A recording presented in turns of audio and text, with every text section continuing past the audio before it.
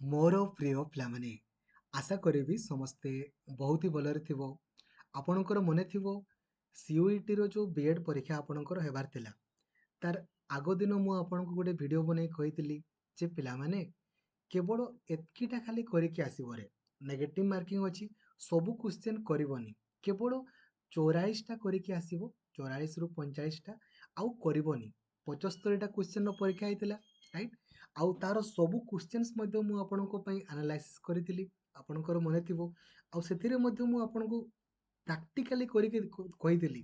ଯେ ପିଲାମାନେ ଖାଲି ଦେଖ ରେ ଏଇ ଜିନିଷ ଗୁଡ଼ାକୁ ତୁମେ କରିକି ଆସିଛ ଏତିକି ସ୍କୋର ହିଁ ତୁମ ରଖିବାର ଅଛି ରାଇଟ୍ ଆପଣମାନେ ଜାଣିଥିବେ ଆଜି ଆମର CUET BEdର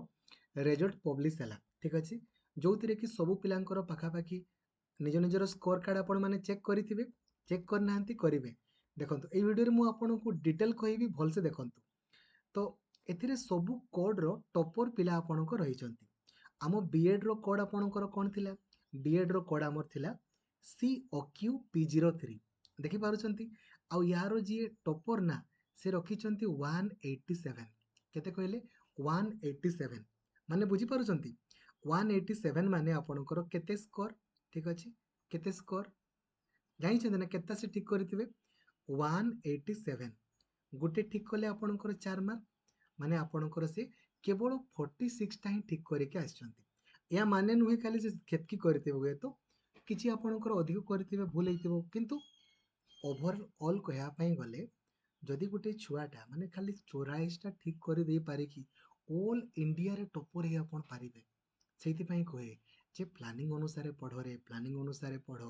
ଯଦି ଖାଲି ମୋ କଥା ଗୁଡ଼ାକୁ ଖାଲି ମାନିବେ ନା ଏଇଠୁ ଖାଲି ଏତକି ଏତକି କରିକି ଆସିବେ ବାଇ ଡିଫଲ୍ଟ କ୍ୱାଲିଫାଇ ହେବେ ଏବଂ ଅଲ୍ ଇଣ୍ଡିଆରେ ଦେଖନ୍ତୁ ଛୁଆଟା ଆପଣଙ୍କର ରାଙ୍କ ନମ୍ବର 1 ଆପଣଙ୍କର ହେଇଛି ବୁଝିପାରୁଛନ୍ତି ସେଇଥିପାଇଁ କୁହେ ଏବେ ବି ସମୟ ଅଛି BEd ପରୀକ୍ଷା ଜୁନ୍ କିମ୍ବା ଜୁଲାଇରେ ହେବ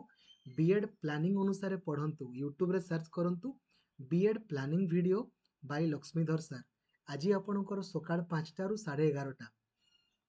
6.5 ଘଣ୍ଟାର କ୍ଲାସ୍ ହେଲା ସିଲାବସ୍ ଆଜି ଆପଣଙ୍କର 36 ଥର ସରିଗଲାଣି କାଇଣ୍ଡଲି ପ୍ଲାନିଂ ଅନୁସାରେ ପଢ଼ନ୍ତୁ ଏବେ ବି ଆପଣଙ୍କର ଟାଇମ୍ ଅଛି ଯେତିକି ସ୍କୋର ଆପଣଙ୍କୁ ମୁଁ କହିଛି କରିବା ପାଇଁ ସେତିକି ହିଁ ସ୍କୋର ଆପଣମାନେ କରନ୍ତୁ ଅଲ୍ ଓଡ଼ିଶାରେ ରାଙ୍କ ନମ୍ବର 1 ଆପଣ ହେବେ ଅଧିକ ସ୍କୋର କରିବାର ଆବଶ୍ୟକତା ନାହିଁ ଖାଲି ସେ ଯେତିକି କହିଛି ସେତିକି କରିବେ କୋଉଠୁ କରିବେ କେମିତି କରିବେ କ'ଣ କରିବେ ସବୁ ଜିନିଷ ମୁଁ ଆପଣଙ୍କୁ ବୁଝେଇଛି ଠିକ୍ ଅଛି ଏବେ ଦେଖନ୍ତୁ ଆପଣମାନେ ନିଜ ନିଜର CUETର ସ୍କୋର କାର୍ଡ଼ ଆପଣମାନେ ଚେକ୍ କଲେ ଏବେ ନେକ୍ସଟ ଷ୍ଟେପ୍ ଆପଣଙ୍କର କ'ଣ ଏବେ କ'ଣ ହେବ ନା ରେ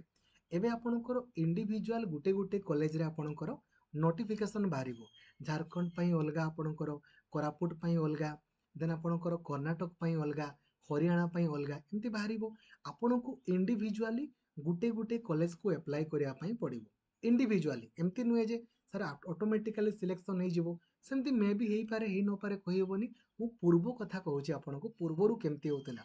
ପିଲାମାନେ ଆପଣଙ୍କର CUET BEd ପରୀକ୍ଷା ଦେଉଥିଲେ ଗୋଟେ ସ୍କୋର ଆପଣଙ୍କ ରଖୁଥିଲେ ତାପରେ ଇଣ୍ଡିଭିଜୁଆଲି ସେପାରେଟଲି ଗୋଟେ ଗୋଟେ ୟୁନିଭର୍ସିଟିକୁ ଆପଣଙ୍କୁ ଆପ୍ଲାଏ କରିବା ପାଇଁ ପଡ଼ୁଥିଲା ସେଠି ବହୁତ ପିଲା ଆପ୍ଲାଏ କରିବେ ସେଇ ଭିତରୁ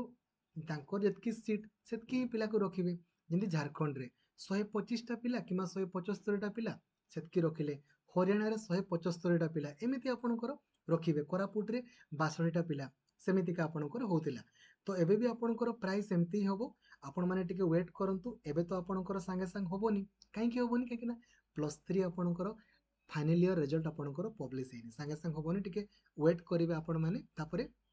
ଗୋଟେ ଗୋଟେ ୟୁନିଭର୍ସିଟିକୁ ଆପଣଙ୍କୁ ଆପ୍ଲାଏ କରିବା ପାଇଁ ପଡ଼ିବ ଆପ୍ଲାଏ କରିବେ ୟୁନିଭର୍ସିଟି ମାନଙ୍କରେ ପେମେଣ୍ଟ କରିକି ଆପ୍ଲାଏ କରିବେ ତାପରେ ଆପଣଙ୍କର ସବୁ ୟୁନିଭର୍ସିଟି ୱାଇଜ୍ ଆପଣଙ୍କର ମେରିଟ୍ ଲିଷ୍ଟ ଆପଣଙ୍କର ପବ୍ଲିଶ ହେବ ଠିକ୍ ଅଛି ହେଲା ତ ଆପଣଙ୍କର ଆପଣ କହିବେ ସାର୍ ମୁଁ ଏତିକି ରଖିଛି ମୋର ହେବ କି ନାହିଁ ମୁଁ ତ ଜାଣିନି ନା ସମସ୍ତଙ୍କର ସ୍କୋର କ'ଣ ମୁଁ ଜାଣିନି ତ ଗୋଟେ ଟପର ପିଲା ଯଦି 187 ରଖିଛି ଅଲ୍ ଇଣ୍ଡିଆରେ ତ ଆପଣମାନେ ଭାବି ନିଅନ୍ତୁ ଆପଣମାନେ ଅଳ୍ପ ରଖିଥିଲେ ବି ପାଇଯିବେ ସେଇଥିପାଇଁ ତ କୁହେ ଯେ CUET BEd ଖାଲି ଆପ୍ଲାଏ କରିଦିଅ ନାରେ ଆପ୍ଲାଏ କରିଦିଅ ବଟ୍ ଆପଣମାନେ କଥା ମାନନ୍ତିନି ଆପ୍ଲାଏ କରିବେନି 187 ଆପଣ ଜାଣିଛନ୍ତି ଫୁଲ୍ ମାର୍କ ଆପଣଙ୍କର କେତେ ଥିଲା 75ଟା କ୍ୱେଶ୍ଚନ୍ ଗୋଟେ ଠିକ୍ କଲେ ଆପଣଙ୍କର 4 ମାର୍କ 300 ମାର୍କ ଥିଲା ସେଇଠୁ 187 ଆପଣଙ୍କର ଟପର ରଖିଛନ୍ତି ମାନେ ଭାବି ପାରୁଛନ୍ତି ବହୁତ ଅଳ୍ପ ରଖିଥିବା ପିଲା ବି ପାଇଯିବେ ରାଇଟ୍ ନା ଅଳ୍ପ ରଖିଥିବା ପିଲା ବି ଏବେ ବର୍ତ୍ତମାନ ପାଇଯିବେ ଏଥର କଟ୍ ଅଫ୍ ମାର୍କ ବହୁତ ହି କମ୍ ଯାଇଯିବ ବହୁତ ହି କମ୍ ठीक अछि तेणुकरी आपणको मु कहे मु केवल आपणको 44टा क्वेश्चन आपणको ठीक करिके आसवा पई कहितली ठीक अछि हैला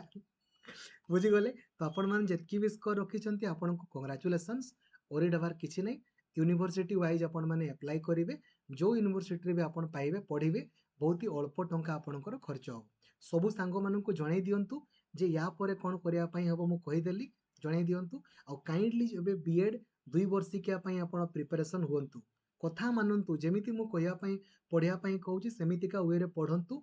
बाय डिफॉल्ट आपण क्वालिफाई करिवे ठीक अछि थैंक यू जय जगन्नाथ धन्यवाद थैंक यू